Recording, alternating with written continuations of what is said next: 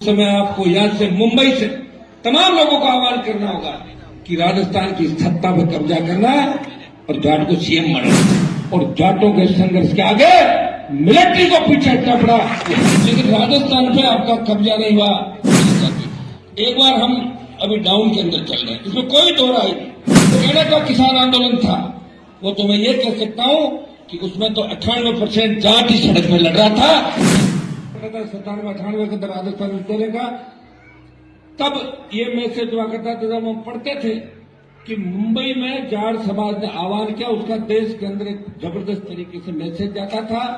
और मैं सबसे ज्यादा धन्यवाद दूंगा हरियाणा प्रांत के मेरे भाइयों का, जिन्होंने शुरुआत की शेखावाटी और उसके बाद धीरे धीरे मारवाड़ और राजस्थान और तमाम हमारे जो लोग हैं आज हजारों की तादाद के अंदर दिख रहे हैं।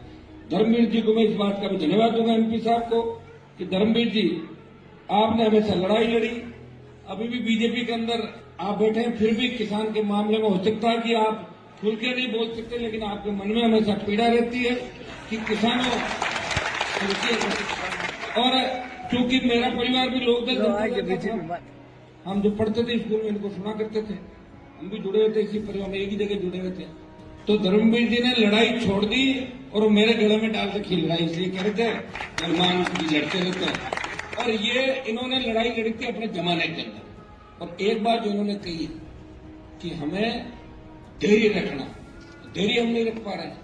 जब आया था तमाम कुर्सियां भरी हुई थी, अब जब मैं बोल रहा हूं लोग बोल बोल के जा रहे हैं, कह रहे कोई कह रहे खाना ठंडा हो जाएगा, कोई कह रहे वो हो रहा है धीरे धीरे सड़क रहे, कोई कह रहे बच्चा रो रहा है छोटा है। तो धैर्य कहां है? जब धैर्य अपन 2-3-4 घंटे का नहीं रख पा रहे हैं तो सत्ता हासिल करने के लिए तो बहुत लंबी लड़ाई लड़नी पड़ेगी।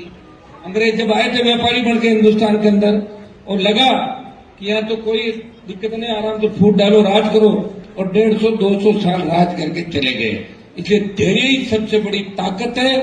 धैर्य जिस दिन आपने रख लिया और सड़क पर बैठ के संघर्ष आपने सीख लिया, हाँ नारे जोश संख्या के अंदर आपने राजस्थान में जो रैलियां करी हुंकार के माध्यम से, उसमें पूरा देश जग उठा था। जब हरियाणा के अंदर जाट आरक्षण आंदोलन हुआ, भाइयों जो नारा लगता है जय भगवान जाट बलवान, उसके अंदर हमें कभी नहीं भूलना चाहिए कि हरियाणा, उत्तर प्रदेश, दिल्ली के जाटों ने हमेशा सादत दी, लड़ाइयां लड़ी, इतिहास उनके संघर्षों से अटा पड़ा है।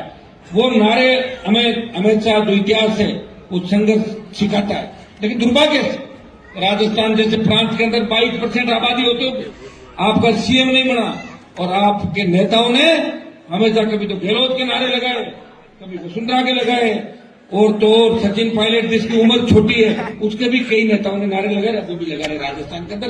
कि आपको सोचना होगा कि 22% की आबादी शेड्यूल कास्ट को साथ रहे, मीणा, गुजर, यादव, मुस्लिम तैयार खड़ा है और राजस्थान में आप 100 से पार सीट जीत सकते हो। लेकिन खाली नारों से, सोशल मीडिया से काम नहीं लगेगा। उस समय आपको यहां से मुंबई से तमाम लोगों को आह्वान करना होगा कि राजस्थान की सत्ता पर कब्जा करना और जाट को सीएम बनाना। ये मुंबई से आप आवाज करेगा। और मैं तो ताई हमारे बीच बैठी है, इनके किस्से में सुनता था, मंदा ताई जी के, बहुत बड़ी नेता है, मराठा है, और मराठा और जाटों का अच्छी दोस्ती इतिहास के अंदर हमेशा रही। जाट लड़े, मराठे लड़े और मुगलों को अगर सबक सिखाए, और मुगल जिन जातियों से डरते थे उसमें जाट और मराठे थे। आज भी देश के अंदर जो गीत गाया जाता है जिसके अंदर हमारे रोंगटे खड़े हो जाते हैं, और भाइयों जब आपकी वीरता याद दिलाने के लिए गीत गाया जाता है तो सब जगह कोई सिख, कोई जाट, मराठा, कोई गोरखा, कोई मद्रास, ये सिख, जाट, मराठा।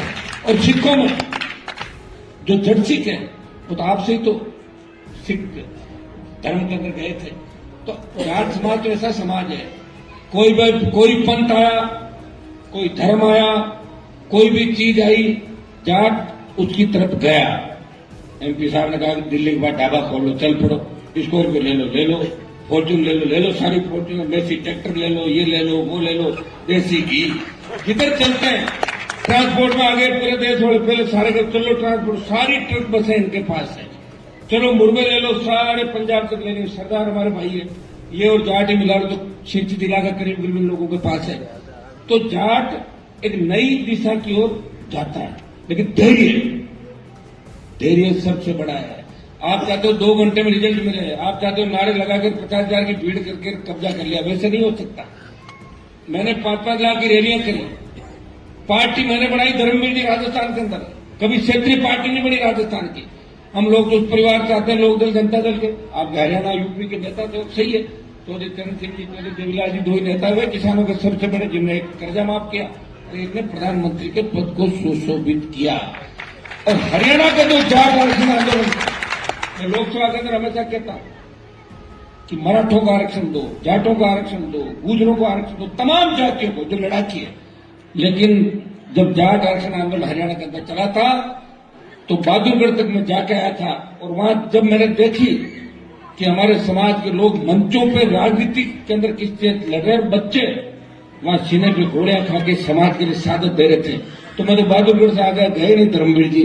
मैंने राजस्थान में 300 जगह जाट आरक्षण आंदोलन में जो बच्चे हमारे शहीद हो रहे थे उनके लिए राजस्थान में आंदोलन कर रहा था। उस समय विधायक था, और इतिहास के अंदर वो चीज लिखी गई कि आरक्षण आंदोलन में सबसे बड़ी शहादत अगर किसी कौम ने दी तो राजस्थान में गुजरों ने लड़ाई लड़ी और पुलिस को भागना पड़ा, और जाटों के संघर्ष के आगे मिलिट्री को पीछे हटना पड़ा। वो हरियाणा का जाट, अरे सही। मैं यही कह रहा था एमपी साहब को कि अब हमारे लोग जगह हैं, राजस्थान के लोग ताकतवर हैं। धीरे धीरे पढ़ाई की बात आई, हमारे तो ऐसे नेता थे राजस्थान के अंदर, आपको एमपी साहब पता भी नहीं होगा, कि मंच में भाषण देते थे कि बिजली आएगी तो करंट आ जाएगा, लोग ताली बजाकर वोट डालते।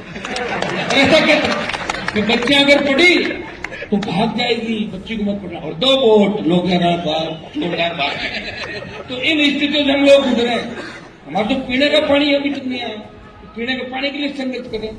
हमें तो धन्यवाद दो, इस प्रांत में पैदा होकर, छोटे से गांव में पैदा होकर, जब देश में आवश्यकता पड़ी किसानों को, मोदी की सत्ता को ठोकर मार के अब उत्तरी भारत में किसी किसान का बेटा, जाट का बेटा सड़क पाया, वो नागौर का सांसद था, उनका कौन के सम्मान करे।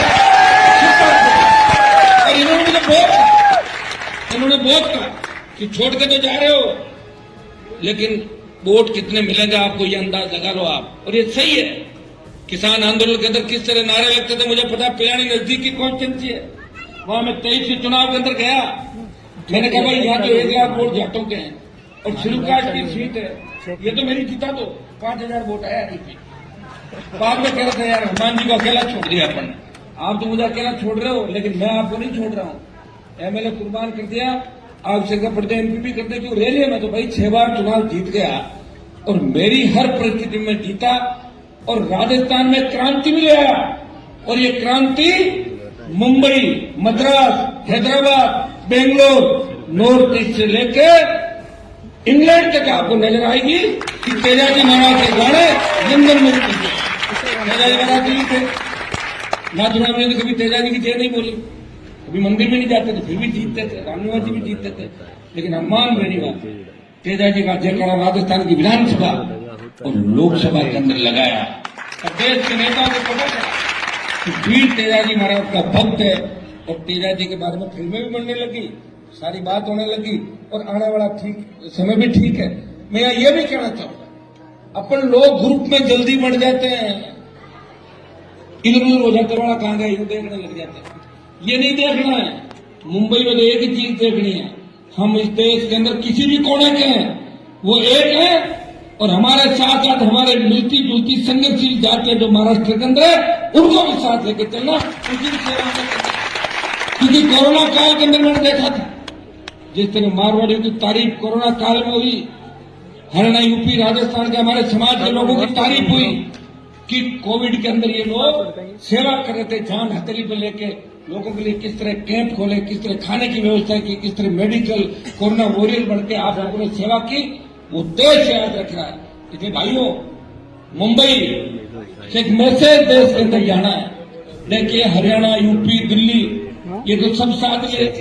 दिल्ली के प्रधानमंत्री भी आप बन गए, और पंजाब के जो मुख्यमंत्री है वो भी हमारे ही भाई जाट है, लेकिन राजस्थान पे आपका कब्जा नहीं हुआ। इसलिए राजस्थान पे कब्जा करने के लिए अभी एकजुट होकर हमारे शेड्यूल कास्ट, मुस्लिम, जो मैंने बताया आपको याद है, गुजर, मीणा, तमाम जातियां तैयार खड़ी है कि आप नेतृत्व करो, आगे आओ और थोड़ी सी अगर हिम्मत रख लोगे तो मेरे हिसाब से सारा काम ठीक हो सकता है। और जो एक कई बार क्या होता है, किसी जाति का उत्थान होता है राजनीतिक रूप से, कई बार धीरे धीरे धीरे धीरे फिर जाति की पॉलिटिक्स वो खात्मे की ओर चली जाती है। एक बार हम अभी डाउन के अंदर चल रहे हैं, इसमें कोई दो राय नहीं, लेकिन प्रधानमंत्री को भी आपने ताकत का एहसास दिलाया। पंजाब से जाट सिकोना आंदोलन को उठाया, हरियाणा, यूपी, राजस्थान, दिल्ली का किसान जाट साथ है। वो तो केरल का किसान आंदोलन था, वो तो मैं ये कह सकता हूं कि उसमें तो 98% जाट ही सड़क में लड़ रहा था।